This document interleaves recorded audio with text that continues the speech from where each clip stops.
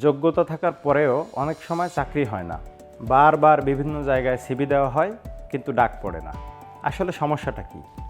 সমস্যাটা আপনার যোগ্যতার না। আপনি যখন একটি জায়গায় সিভি দেন, এই সিভি আপনার প্রতিনিধিত্ব করে। আপনি সরাসরি যেখানে যেতে পারছেন না, সেখানে কিন্তু আপনার সিভি পৌঁছে যাচ্ছে। এরপরে আপনার সিভিটি কয়েকটি ধাপে বাছাই হয়। এই বাছাইয়ে যখন আপনি বাদ পড়ে যান, তখন আপনাকে আর ডাকা হয় না। আপনার সিভি দেখে আপনাকে মাপা হয়, আপনার যোগ্যতা দেখা হয়। আপনি যখন এই সিভি সুন্দরভাবে উপস্থাপনে ফেল করেন, তখন আপনি ওখানেও ফেল করেন। আপনাকে আর ডাকা হয় না, আপনার কথা শোনা হয় না, আপনার যোগ্যতাও আর দেখা হয় না। আসলে এই সিভিগুলো যারা বাছাই করেন, তারা খুবই ব্যস্ত থাকেন এবং তারা খুবই যোগ্যতা সম্পন্ন মানুষ, দীর্ঘদিনের অভিজ্ঞতা থাকে তাদের। এই জন্যে সিভি যেহেতু আপনার চাকরির প্রথম ধাপের ভাগ্য নির্ধারণ করে, সে কারণে সিভিকে অত্যন্ত গুরুত্বপূর্ণ হিসেবে নেওয়া দরকার।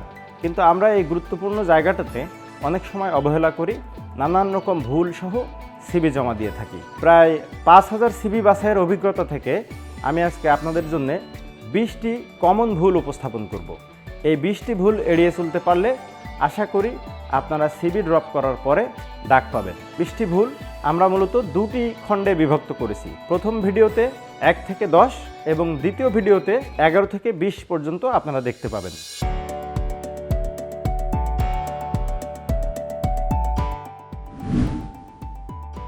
প্রথমে আমরা যেই ইমেইল থেকে সিভিটি পাঠাবো সেই ইমেইলটি দেখব।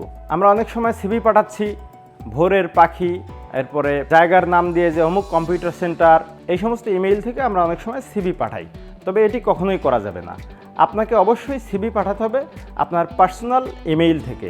এই জন্য আপনার যদি ইমেইল অ্যাড্রেস না থাকে, আপনি একটি ইমেইল অ্যাড্রেস খুলে নিন। আপনার ইমেইল অ্যাড্রেস আপনার নামে হলে সবচেয়ে ভালো। যদি আপনার নামে ইমেইল অ্যাড্রেস আপনি না পান, তাহলে নামের সঙ্গে আপনার শিক্ষা প্রতিষ্ঠানের অ্যাব্রিভিয়েশন অথবা আপনার জন্ম তারিখ অথবা জন্মসাল এমন কিছু যোগ করে দিয়ে আপনি ইমেইল খুলে নিতে পারেন। যেমন আমার ইমেইল অ্যাড্রেস পলাশ মাহমুদ JU, শেষে JU দিয়েছি আমি ফর জাহাঙ্গীরনগর ইউনিভার্সিটি। আপনারাও এমন মেইল খুলে নিতে পারেন। আপনি যদি ভুল মেইল থেকে বা দেখতে ওয়ার্ড বা সাধারণ আপনার ইউনিক কোনো মেইল নয়, আপনার নামে কোনো মেইল নয়, এমন মেইল থেকে সিভি পাঠান, তাহলে এখানে আপনার নন প্রফেশনাল হিসেবে আপনাকে উপস্থাপন করে। সেই কারণে প্রথমেই আপনার সিভিটি বাদ পড়ে যেতে পারে। সিভি ফরওয়ার্ড করা। আমরা অনেক ক্ষেত্রে একটি প্রতিষ্ঠানে সিভি দিয়েছি, পরবর্তীতে আরেকটি প্রতিষ্ঠানে ওই সিভিটি ইমেইলে গিয়ে আমরা ফরওয়ার্ড করে দিই। এটি কখনো করা যাবে না। কারণ যেখানে আপনি সিভিটি ফরওয়ার্ড করলেন, ওনারা কিন্তু দেখতে পাচ্ছেন এই সিভিটি আপনি ফরওয়ার্ড করেছেন এবং ওনারা বুঝতে পারেন যে ওনাদের প্রতিষ্ঠানের জন্য আপনি সিভিটি তৈরি করেননি, অর্থাৎ আপনি অলস, আপনি নন প্রফেশনাল। শুরুতেই আপনার সিভিটি বাদ পড়ে যেতে পারে। ড্রাইভ লিঙ্ক শেয়ার করা। আমরা অনেক ক্ষেত্রে আমাদের গুগল ড্রাইভে সিভি রেখে দিই এবং কোথাও সিভি পাঠানোর প্রয়োজন হলে আমরা ড্রাইভের লিঙ্কটি শেয়ার করে দিই। এটিও কখনোই করা যাবে না, কারণ আপনার ড্রাইভ যখন আপনি শেয়ার করবেন, তখন ওই ড্রাইভ থেকে সিভিটি ওপেন করা একটু কঠিন। হয়তো আপনাকে তাকে ড্রাইভের অ্যাক্সেস দিতে হবে, এরপরে উনি আপনার ড্রাইভে ঢুকে সিভিটি ডাউনলোড করে নেবে। এই কাজগুলো করার সময় আসলে মানুষের নাই। এজন্য সিভি অবশ্যই অ্যাটাচ করে সেন্ড করতে হবে। ইমেইলের সাবজেক্ট। আমরা অনেক সময় ইমেইলে সিভি পাঠানোর ক্ষেত্রে সাবজেক্ট ভুল করি। অনেক সময় আমরা লিখি সিভি অফ অমুক, অনেক সময় সাবজেক্ট লিখিই না। এক্ষেত্রে সিভি বাছাইয়ের ক্ষেত্রে বা সার্চ করার ক্ষেত্রে কিন্তু অসুবিধা হয়। ধরুন একটি মেইলে কিন্তু অনেক পদের জন্য সিভি জমা দেওয়া লাগতে পারে।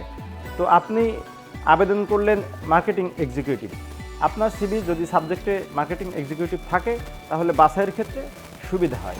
এই জন্য যেই পদের জন্য আপনি আবেদন করবেন, সিভির সাবজেক্টে, মেইলের সাবজেক্টে আপনি ওই পদ উল্লেখ করে দিবেন। যেমন CV for marketing executive. Scan করা সিভি অ্যাটাচ করা। আমরা অনেক ক্ষেত্রে আমাদের সিভি স্ক্যান করে অ্যাটাচ করে দিই, কিন্তু স্ক্যান করে যখন সিভি অ্যাটাচ করা হয়, সেটি কিন্তু ইমেজ আকারে যায়। ইমেজ আকারে সিভি কখনোই দেওয়া যাবে না। এটি প্রিন্ট করা যেমন ঝামেলা, তেমনি যদি ডাউনলোড করে ফোল্ডারে রাখা হয় আর আপনার সিভিটি যদি একাধিক পেজ হয়ে থাকে, তাহলে আপনার সিভিটি একাধিক পেজ একসঙ্গে হবে না। সো আপনার সিভি অর্ধেক বাদ পড়ে যেতে পারে। এইরকম কারণে আপনার সিভি অনেক ক্ষেত্রেই বাদ পড়ে যাবে। এবং আপনাকে ডাকা হবে না। এক্ষেত্রে আপনি সিভি অবশ্যই পিডিএফ করে পাঠালে ভালো হয়। ছবি ও স্বাক্ষর স্ক্যান করে বা ছবি তুলে আমরা অ্যাটাচ করে থাকি, এই ভুলটি করা যাবে না। আপনার ছবি এবং স্বাক্ষর অবশ্যই আপনার সিভিতে থাকতে হবে। আপনি যদি সিভি অ্যাটাচ করলেন আর আপনার ছবি এবং স্বাক্ষর আলাদা অ্যাটাচ করে দেন, তাহলে এই জিনিসটা ডাউনলোড করে আসলে উনি কী করবে? আপনার ছবি এবং স্বাক্ষর উনি নিশ্চয়ই আপনার সিভিটি এডিট করে সেখানে বসাবেন না। এটা প্রিন্ট করলে আপনার সিভির সঙ্গে থাকবে না। সুতরাং আপনাকে ছবি এবং স্বাক্ষর অবশ্যই সিভির সঙ্গে অ্যাটাচ করতে হবে। যখন সিভি ডাউনলোড করা হয় এবং ছবি এবং স্বাক্ষর আলাদা অ্যাটাচ করা দেখা যায়, তখন আপনার সিভিটি বাদ পড়ে যেতে পারে।